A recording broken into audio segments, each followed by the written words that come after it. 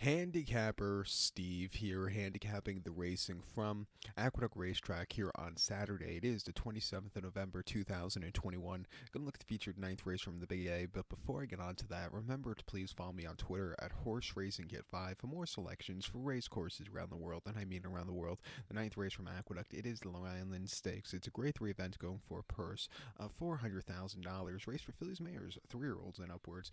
8 horses are going to the inner turf course. The distance of ground here of 2,400 meters, or the distance of ground of 1 mile and 1/2 on the Aqueduct inner turf course. 2,400 meters, a mile and a half here in the Long Island. In the last few seasons, they've been running this race at a mile 3/8, so it's good to see the race back at a mile and half the true distance for this one. And it's the last big turf race of the season here in New York until basically the 4 Marcy or something like that in May at Aqueduct at Belmont. But my top selection here, I'm going to go with the number 8 horse, who is Sorrel, 8-7-2-4 in the superfecta for me. 8-7-2-4 super. Top selection, 8 horse Sorrel. This 4-year-old filly by Dancel. Christophe Command trains this one. Manu Franco gets on this one. The horse's most recent outing came in the Orchid, actually, at Gulfstream last season.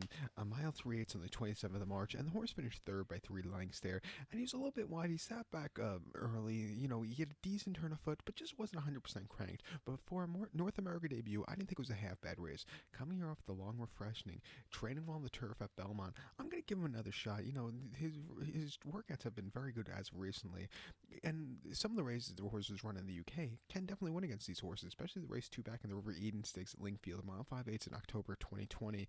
The horse went by 1 3/4 lengths, and he sat back early, slowly moved his way up and quickened up nicely. That was an all-around good race there. And then prior to that, same fly that's been around for the last month, still here.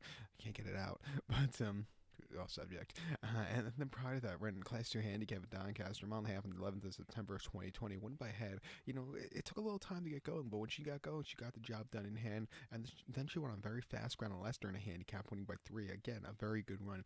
Training well, definitely should get the trip. Should definitely get the going and the going on the turf. And 9-2 lets you use her.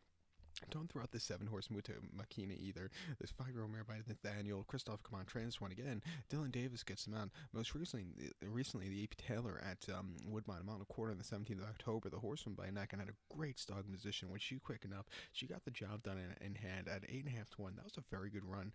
Prior to that, Dan smartly at Woodbine over the mile and a quarter on the EP Taylor. The horse went by half length again from a stog position. She got there in the nick of time. That was a very good run. Probably wasn't 100% cranked, but still a good race.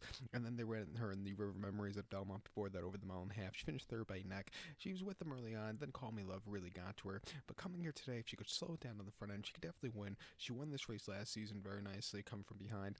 A little bit of a versatile type. At 3-1, definitely use her in the multis. But to recap my selection for the 9th from Aqueduct, it is the Long Island. Let's take the 8-horse Sorrel as the top selection. Give kudos to the 7-horse Muta Makina. 8-7-2-4 super. 8-7 in your multi-race. So good luck to all. Please follow me on Twitter at Horse Racing Kit 5. Good luck, everybody.